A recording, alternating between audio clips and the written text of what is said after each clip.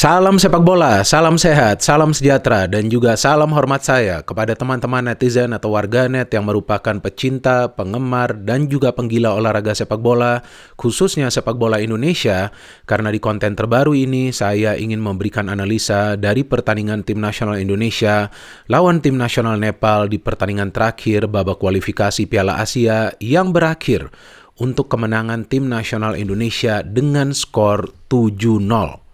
Dengan skor 7-0. Dengan skor 7-0. Saya ingin teman-teman memahami skor line ini. Karena ini bukan skor line yang biasa bagi tim nasional Indonesia. Dan lebih luar biasanya lagi, kemenangan ini diraih di luar Indonesia. Di cuaca yang sangat panas. Di tengah pressure yang luar biasa. Karena kita tahu bahwa tim nasional Indonesia tidak boleh kalah di pertandingan terakhir ini, teman-teman. Karena sebelum jalannya pertandingan ini, ada pertandingan lain yang dimainkan kan di grup ini, antara tim nasional Jordania lawan tim nasional Kuwait, yang berakhir untuk kemenangan tim nasional Jordania dengan skor telak 3-0. Ya, artinya di pertandingan terakhir ini, tim nasional Indonesia hanya membutuhkan 1 poin. Tapi tidak sebegitu mudah sih sebetulnya mendapatkan 1 poin, apalagi 3 poin bagi para pemain. Memang setelah pertandingan ini kita melihatnya seperti mudah saja bagi para pemain tim nasional Indonesia mencetak begitu banyak gol. Apalagi ada kartu merah kan. Tapi bukan sebegitu mudah sih seperti apa yang kita lihat. Semua ini bisa dicapai oleh para pemain berkat kerja keras secara tim. Sudah lebih dari 100 kali saya katakan tentang ini. Bahwa only teamwork makes the magic and the dream work. Artinya tanpa kerjasama, janganlah bermimpi untuk mendapatkan hasil yang positif, apalagi untuk bisa mendapatkan prestasi. Tapi dengan kerjasama yang rapi, apapun bisa dicapai. Dan akhirnya itu dilakukan oleh para pemain di pertandingan terakhir mereka. Padahal kita tahu bahwa dari segi recovery itu belum begitu baik para pemain, karena kan ini adalah pertandingan ketiga dalam tempo 7 atau 8 hari terakhir. Artinya tentu tidak akan mudah bagi para pemain untuk bermain dengan tempo tinggi. Tapi ternyata mereka berhasil melakukan itu, teman-teman. Ya, artinya apa? Ini para pemain ini sudah punya satu tekad, sudah punya satu target. Harus lolos ke Piala Asia. Mau tidak mau mereka harus lolos ke Piala Asia. Dan mereka ingin lolos ke Piala Asia karena mereka ingin bermain di level yang lebih tinggi lagi. Ada determinasi yang sangat tinggi. Tapi sekarang muncul pertanyaan. Ini keberhasilan Indonesia lolos ke Piala Asia karena siapa? Ya kan? Yang saya ingin teman-teman pahami bahwa keberhasilan ini adalah berkat kerjasama yang baik antara para pemain dengan tim pelatih. Karena pelatih yang memberikan taktik itu perlu dijalankan oleh para pemain. Jika taktik sudah diberikan oleh pelatih dan para pemain tidak bisa menjalankan taktik itu, ya sama juga bohong.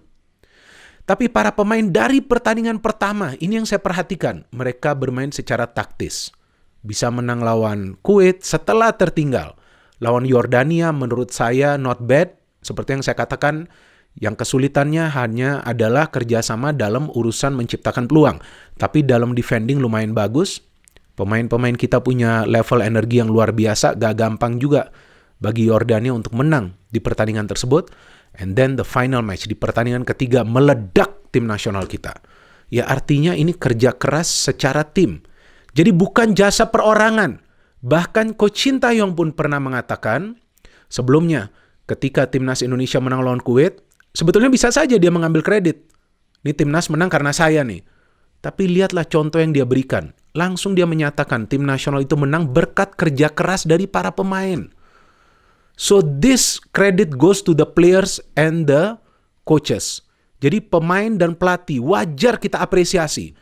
Wajar kita salut perjuangan mereka. Sampai mereka bisa lolos ke Piala Asia. Karena terakhir kali kita lolos ke Piala Asia itu adalah pada tahun 2004. Bahwasannya kita terakhir kali main pada tahun 2007 karena pada saat itu kita merupakan salah satu tuan rumah. Ya, jadi kita otomatis lolos. Tapi sekarang setelah belasan tahun kita bisa lolos ke Piala Asia dengan mengandalkan mayoritas pemain-pemain muda. Ya, tentu ini adalah sebuah resiko yang diambil oleh Coach Shin Tae-yong ketika dia lebih memilih pemain-pemain muda. Tapi berhasil kan? Nah, ini yang perlu kita pahami. Bahwa kita punya pelatih kelas dunia yang punya kecerdasan, yang punya kemampuan untuk membaca karakter dari para pemain, sehingga dia lebih memilih pemain-pemain muda. Maaf, saya cukup emosional karena saya senang sekali timnas Indonesia bisa lolos ke Piala Asia, karena saya juga ingin melihat timnas kita main di level Asia. Saya sudah benar-benar ingin lihat, saya ingin kita maju. Caranya kita maju, kita harus kerjasama secara baik. Jadi jangan sampai nanti ada yang akan memanfaatkan keberhasilan dari tim nasional Indonesia ini. Janganlah. Kasihlah kredit kepada para pelatih dan juga kepada para pemain, semua yang ikut ke Kuwait tersebut. Kita berikan mereka apresiasi karena mereka bekerja 100% agar negara kita bisa tampil di Piala Asia. Nah, sekarang perlu saya juga membahas jalannya pertandingan lawan Nepal. Memang kita tahu timnas Indonesia hanya membutuhkan hasil draw atau yang menang 1-2-0 cukuplah. Ya kan, kita akan pasti lolos sebagai salah satu runner-up terbaik. Tapi kan bukan begitu caranya Coach Sintayong ingin mengakhiri pertandingan ketiga ini. Nah, nanti saya jelaskan apa perubahan yang dilakukan di halftime. Tapi pada intinya, saya melihat bahwa para pemain ini tampil dengan energi luar biasa walaupun itu tidak mudah bagi mereka. Dan memang Nepal adalah tim yang levelnya di bawah kita, tapi ya mereka juga bermain awalnya kan dengan 11 pemain. Oke lah, akhirnya ada satu pemain mereka yang mendapatkan kartu merah. Tapi sebetulnya lawan tim yang bermain dengan 10 pemain itu lebih sulit daripada main lawan 11 pemain karena tentu mereka akan lebih defensif. Tapi ternyata para pemain kita bisa mencetak banyak gol setelah Nepal mendapatkan kartu merah. Dan gol-golnya ini bukanlah gol berbau keberuntungan, tapi semuanya melalui teamwork. That's what I mean. Berkali-kali saya harus ulangi lagi. Kerjasamalah dengan baik para pemain. Maka kalian akan bisa mendapatkan prestasi yang hebat. Maka kalian bisa mulai naik ke level Asia. Kerjasamalah dengan baik dan saya sangat puas menonton pertandingan dini hari tadi. Ya saya kurang tidur juga sih dan seperti yang kalian lihat saya kan tidak berada di set saya seperti biasa kan karena saya sedang berada di luar kota. Tapi saya tetap membuat konten ketika saya sempat. Sebelumnya juga kan saya ada membuat 2 konten ketika di luar kota, 3 konten. So jadi itu maksud saya ini kerjasamanya ini luar biasa di antara para pemain. Karena gol-gol yang dihasilkan ini semua berkat proses kerjasama secara tim.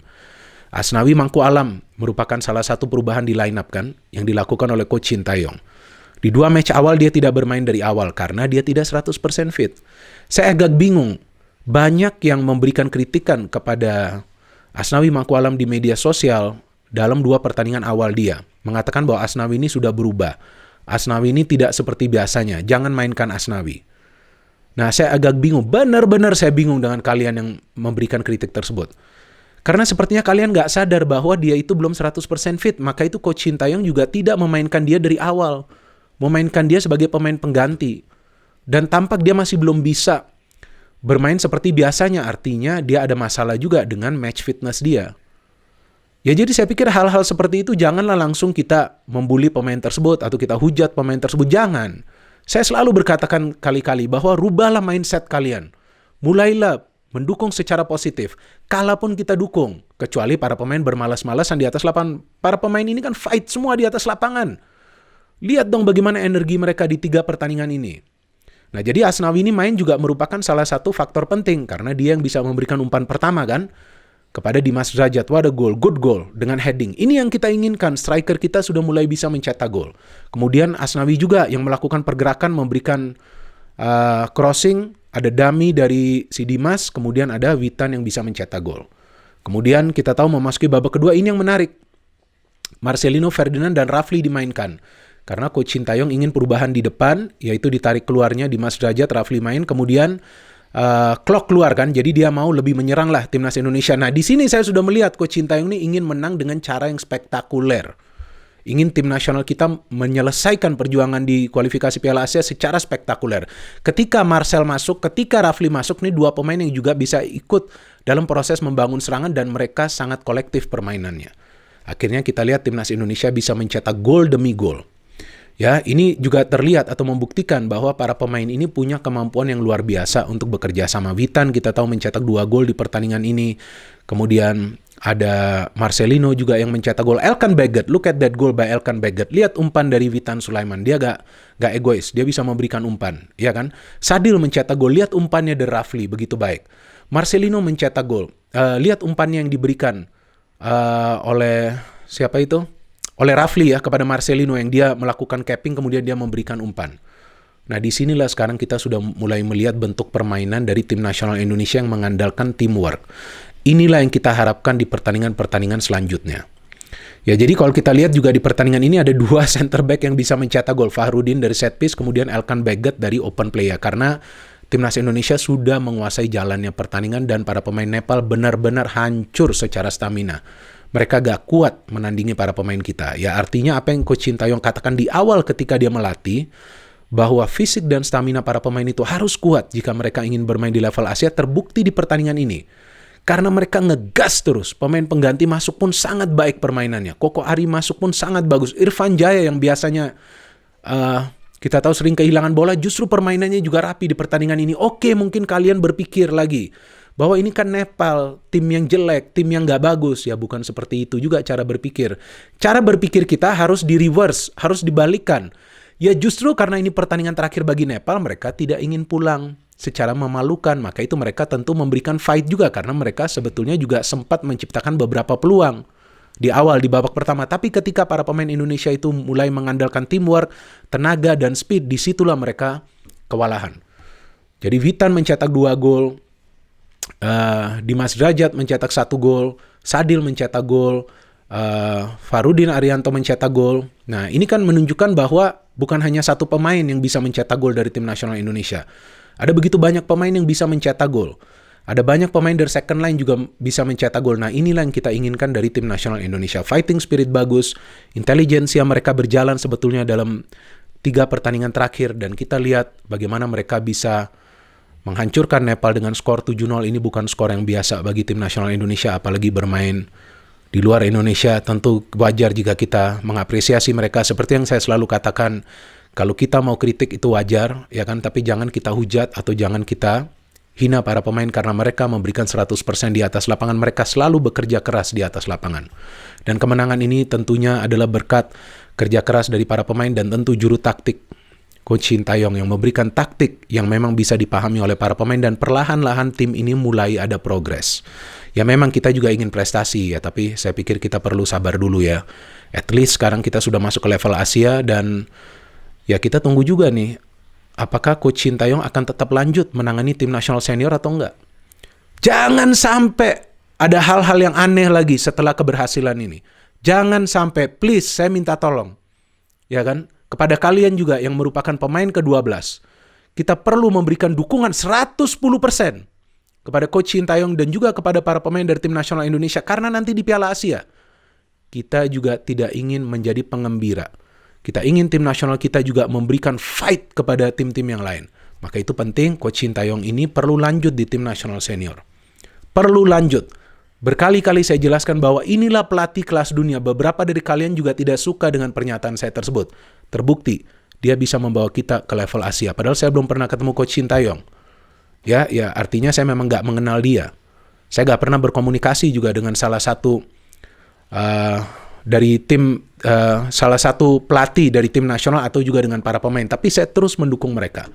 Karena kita sebagai pemain ke-12, kita harus memberikan support agar mereka pun tenang bermain di atas lapangan.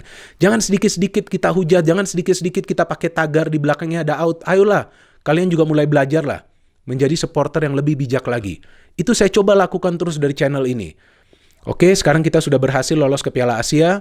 Kita lihat permainannya juga sudah mulai lebih rapi, fighting spiritnya luar biasa. Dan kita tunggu nanti pemain keturunan yang akan mulai membela tim nasional Indonesia. Mereka juga akan menjadi bagian yang penting dari tim nasional Indonesia dan mereka berhak untuk membela tim nasional Indonesia karena mereka punya keinginan untuk membela tim nasional Indonesia dan mereka punya darah Indonesia.